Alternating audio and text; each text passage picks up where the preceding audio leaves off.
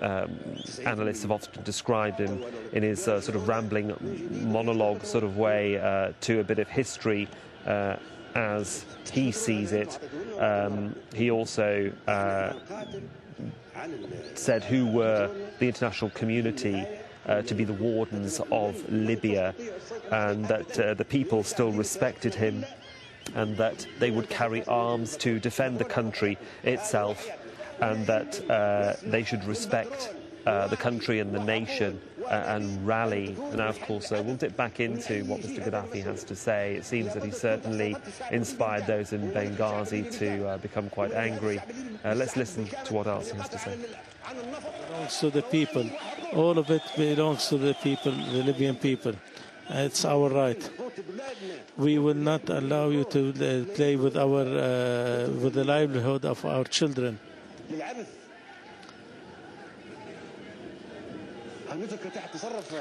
Will we allow bands of renegades, gangs to control our income? These people who have come from abroad. Look at this. Look, they want to control our resources.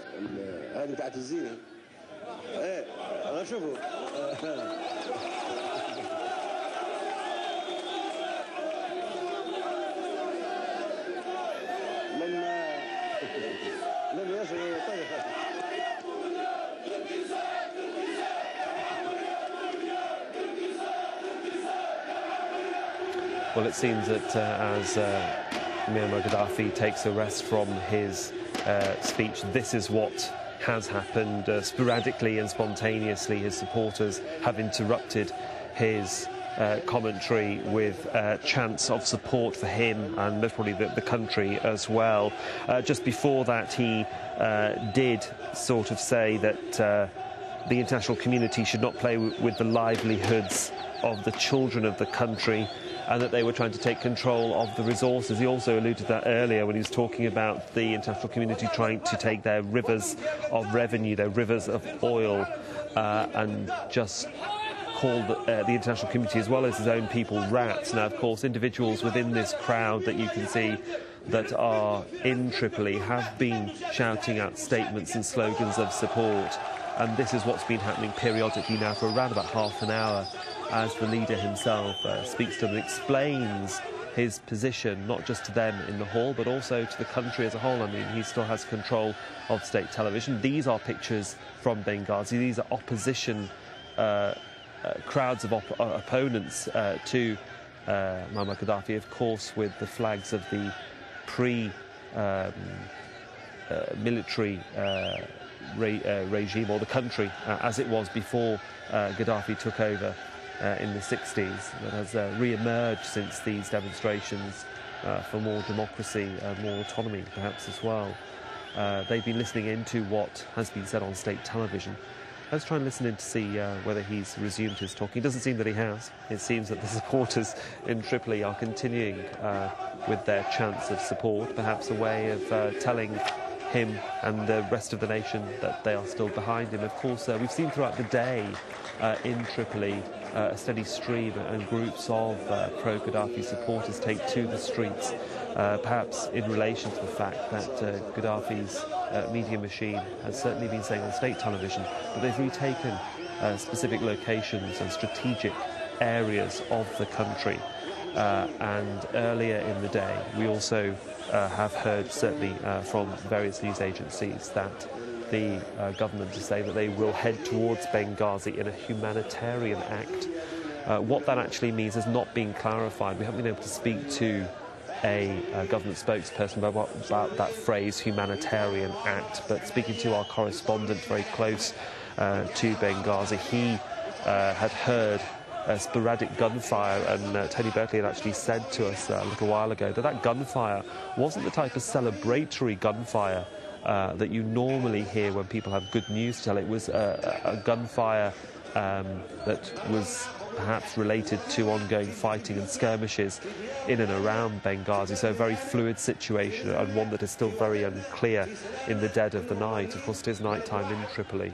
This broadcast going out at prime time across Libya, and certainly being avidly watched by those in Benghazi, which is on the right of the screen. Let's just dip back in to see what he has to say.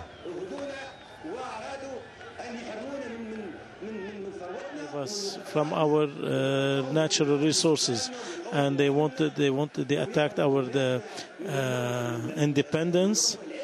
They are planning to deprive our children of their livelihood, and they want to break our morale. These devils, these are sick people. These are the children of the imperialists. Shame be on them. They want our oil. We have decided to stand and defeat whatever the plot against us. We are going to stand against it. We are going to destroy them. The whole Libyan population should stand to and fight the imperialist powers. We have defeated them first. We have defeated them before, and will defeat them another time.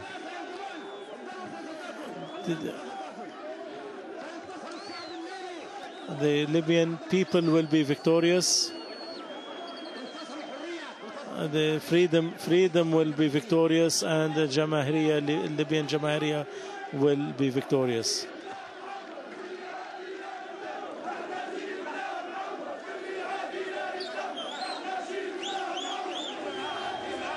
For those of you joining us here on Al Jazeera, what you're seeing are live pictures from Libyan state television. Muammar Gaddafi has been speaking for around about 35 minutes now.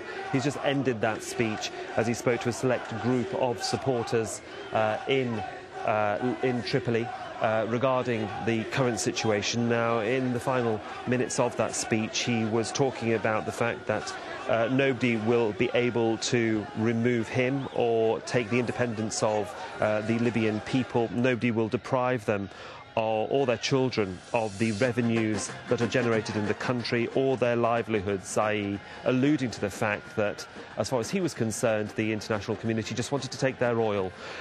Also, that they would stand and defeat those who are plotting against the country, and that they would retake their freedom from them. Of course, that's Muammar Gaddafi. Shots you're seeing now are both of pro and anti-Gaddafi supporters in Tripoli and Benghazi. Do stay with us here on Al Jazeera. More to come.